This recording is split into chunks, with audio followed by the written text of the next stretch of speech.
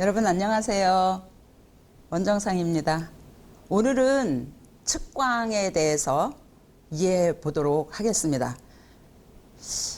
여러분들 혹시 집에서 이 영상을 보시면 카메라를 꺼내 가지고 계시면 훨씬 좋은데, 그래도 있다고 가정하고 한번 카메라를 보겠습니다. 왜냐하면 측광에 대해서 여러분들, 그리고 이거를 반드시 이렇게 돌려서 끼우셔야 됩니다.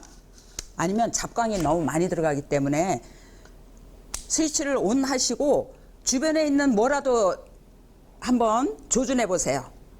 셔터 속도가 어떻게 나오는지. 환한 쪽에 조준도 한번 해보시고 어두운 쪽에 한번 해보시고 셔터 속도가 어떻게 바뀌나요? 그리고 이번에는 방에 형광등이나 불빛에다가 한번 조준해 보세요.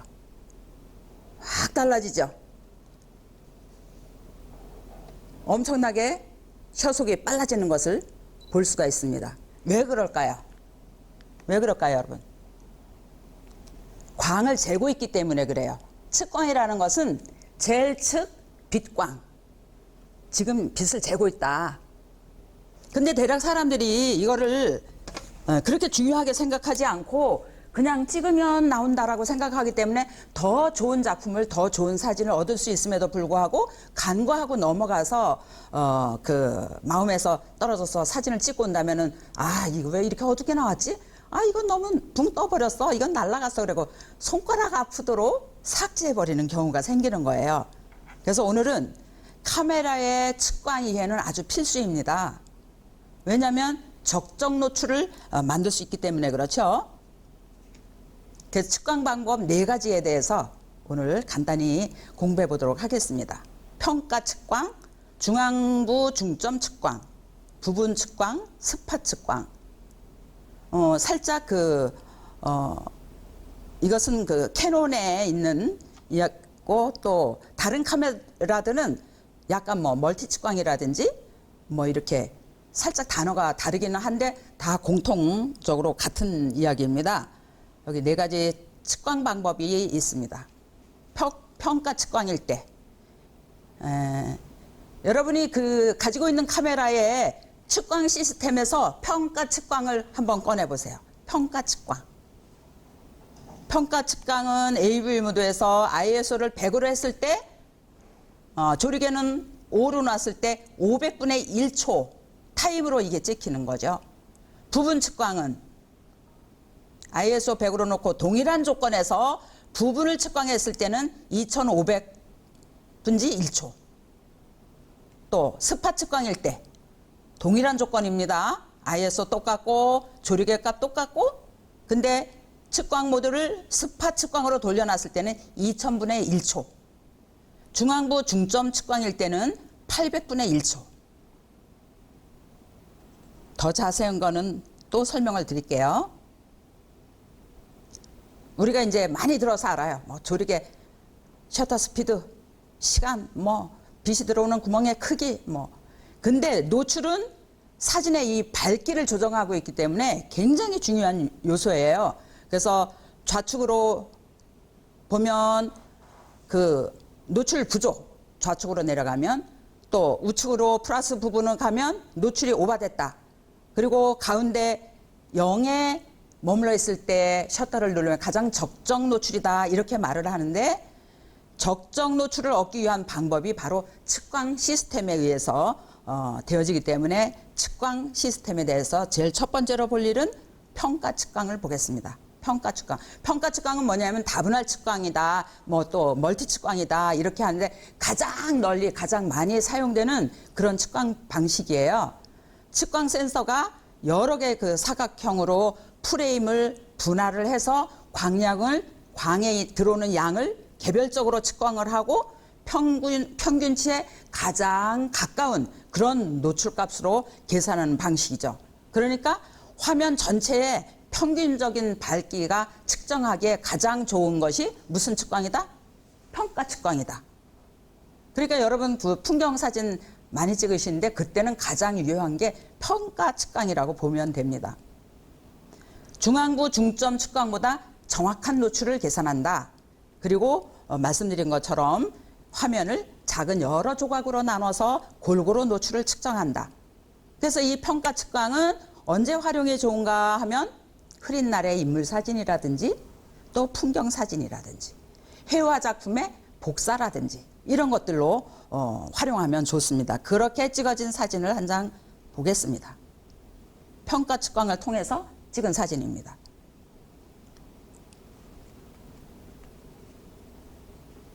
또 하나 보겠습니다. 골고루 전후 좌우가 다 선명하게 드러나고 있죠.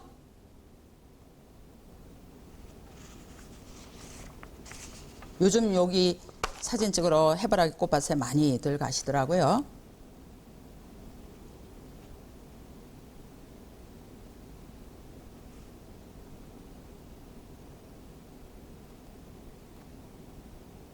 평가 측광을 놓고 골고루 화면에 들어오는 빛을 조절을 해서 평균치를 낸 측광 모드가 되겠습니다.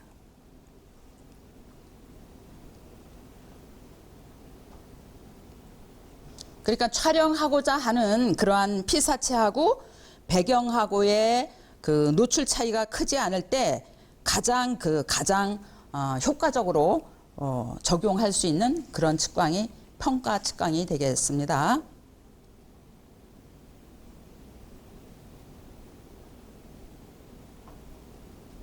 평균적인 밝기를 측정을 한다. 그리고 중앙부 중점 측광보다는 대략 정확한 노출을 얻을 수 있다. 무리 없이 표현할 수 있다. 측광이 쉽다. 그리고 오차가 적다는 것을 여러분 기억하시면 좋겠습니다. 두 번째는 어떤 측광 방법이냐 하면 중앙부 중점 측광. 중앙부 중점 측광. 중앙부 중점 측광이라고 하는 것은 프레임의 중앙부를 먼저 측광한 후에 전체를 측광한 평균값으로 노출을 결정하는 방식이다. 역광의 상황에 영향을 받지 않고 주된 피사체만을 정확하게 측광한다. 뷰파인더의 가장 중앙이 되는 그 원을 중심으로 측광을 한다. 그래서 이런 거는 촬영자의 의도를 반영할 수가 있다. 역광의 영향을 최소화하고자 할 때 사용을 한다. 예제 사진을 보겠습니다. 중앙부 중점 측광을 보고 있습니다. 근데 중앙부 중점에다가 측거점을 놨을 때 해당하는 거예요, 여러분. 중앙부 중점을 했는데 측거점을 만약에 다른 데 가 있다. 측거점을 옮겨서 다른 쪽에 있으면 또 이거하고 이거를 놨지만도 측거점이 가운데 있을 때 해당하는 이야기입니다. 중앙부 중점 측광을 보고 있습니다.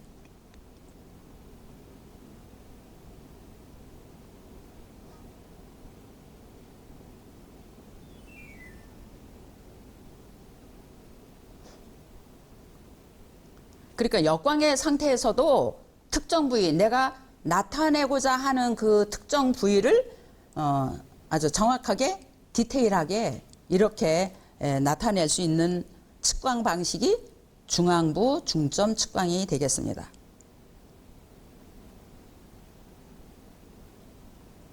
세 번째는 그 부분 측광을 볼 수 있어요. 부분 측광. 이거는 평가 측광은 프레임 전체에 광을 쟀잖아요. 그래서 평균을 낸 건데 이 부분 측광은 프레임 전체가 아니라 일부만을 측광하는 방식이에요. 그래서 여러분이 뭐 접사 꽃을 아주 작은 접사로 그 들꽃을 접사 촬영할 때 그 꽃 잎이나 또 뭐 꽃술이나에 놓고 그 측거점을 거기다 옮겨 놓고 측광하는 그런 방식이죠. 근데 이 부분 측광은 약 한 9%에서 10% 정도의 영역을 가지고 광을 측정하는 거죠. 그래서 피사체하고 배경의 노출 차이가 너무 커서 그 평가 측광으로 촬영했을 때 노출에 문제가 생겼어. 그러면 이 측광으로 다시 돌려서 여러분이 사진을 찍으시면 좋죠. 그래서 이런 부분 측광은 역광에서 인물 사진을 찍을 때 굉장히 많이 사용되는 그러한 측광 방식이라고 말씀드릴 수가 있습니다.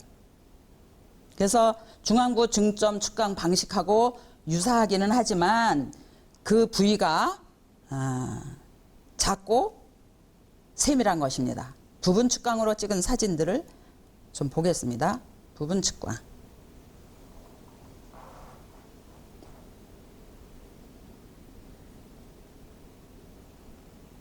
F 조리개는 팔에 놓고 135mm로 부분 측광으로 해서 3분할 구도법을 사용한 안정감 있는 그런 사진을 여러분 보고 계십니다.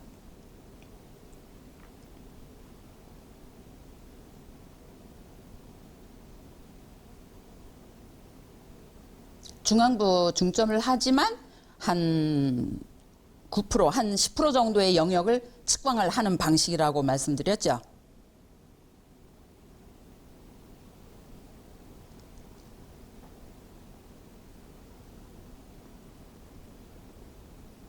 사람이 실루엣으로 아주 정감 있는 감성적인 그런 사진을 찍을 수가 있습니다. 의아모의 사진이에요. 이 사진은 이제 스페인의 마드리드에 갔는데 호텔에서 자고 있는데 갑자기 문이 불난 것처럼 빨간 거예요.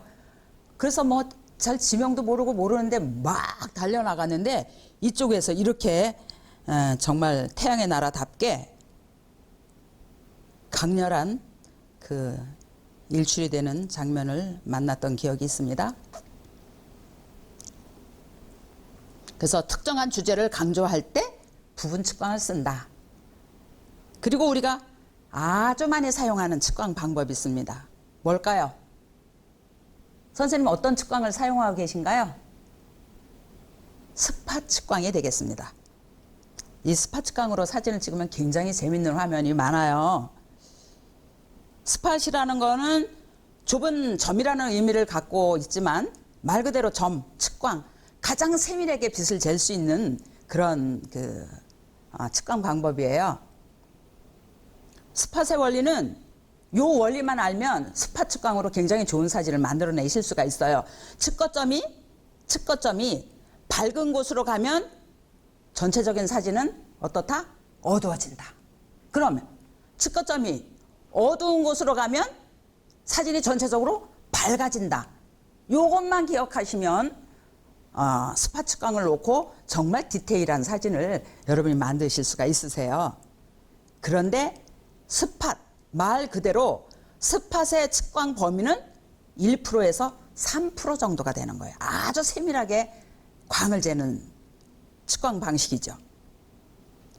활용으로는 인물 사진을 찍을 때는 꼭 스팟으로 놓으시는 것이 좋습니다. 평가나 만약에 풍경을 찍는 평가 측광 방식을 놓고 인물을 찍는다면 디테일하지 않을 거예요. 왜? 여러 군데 광을 재가지고 사람을 나타내기 때문에. 근데 인물을 찍는다 그러면 어디에다 광을 재면 좋은지 아십니까? 피부에다가 광을 재면 아주 근사한 인물 사진이 나올 겁니다. 인물 사진을 찍을 때, 일출 때, 일몰 때, 실루엣 사진을 찍고 싶을 때 여러분 측광 방법 그 시스템 옮기는 건 다 아시죠? 네. 이제 풍경을 찍을 때는 평가 측광으로 놓고 찍는다. 인물을 찍을 때는 일출을 찍을 때는 어떻게 해요? 스팟 측광으로 놓는다. 이것만 기억하시면 됩니다. 뭐 스팟 측광의 측광 범위가 뭐 1%에서 3%야. 또 부분은 뭐 9%에서 10%야. 이거 모르셔도 이 두 가지만 해도 엄청 좋은 사진을 여러분 만들어낼 수가 있으세요. 스팟 측광으로 찍은 저녁 넘어가는 그 해가 이건 물에 빠진 사진이에요. 물에 반영이에요.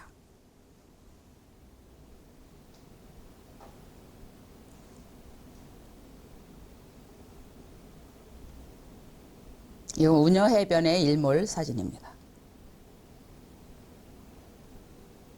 그래서 일몰이나 일출이나 인물일 때는 반드시 측광 방식을 스팟 측광으로 하시고 측거점을 잘 옮겨 가시면서 광을 재서 아주 멋지고 훌륭한 그러한 재미난 디테일한 그런 사진을 찍으시기 부탁드릴게요.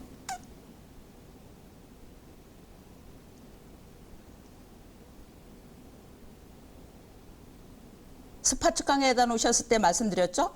내가 광을 재는 그 점이 환한 데다 놓으면 어둡게 나오고 어두운 데다 광을 재면 제가 첫 번째 카메라를 가지고 우리 한번 테스트 해봅시다 그랬잖아요. 어두운 데다가 조준했을 때, 밝은 빛에다가 조준했을 때 어떻게 셔터 스피드가 변화가 오는지를 말씀을 드렸잖아요. 그래서 사진은 좋은 사진을 찍고 싶으면 하여튼 많이 찍어보고 실수도 많이 하면 좋은 사진을 얻을 수가 있어요. 발품과 비례한대잖아요, 사진은. 그리고 좋은 사진도 또 많이 보시는 게 좋습니다. 노랑점 붓꽃.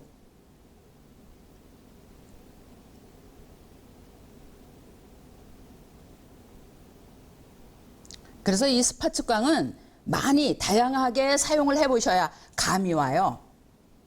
그래서 많이 사용해 보시면 좋습니다. 멀티 측광과 이 스파 측광을 많이 사용을 해보세요. 탄도항 일몰 사진이에요.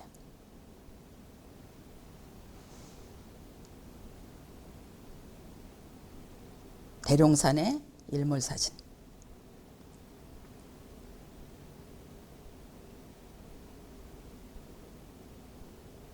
이 사진도 200mm 망원으로 찍은 2.8 F값을 주고 스파 측광으로 찍은 사진입니다.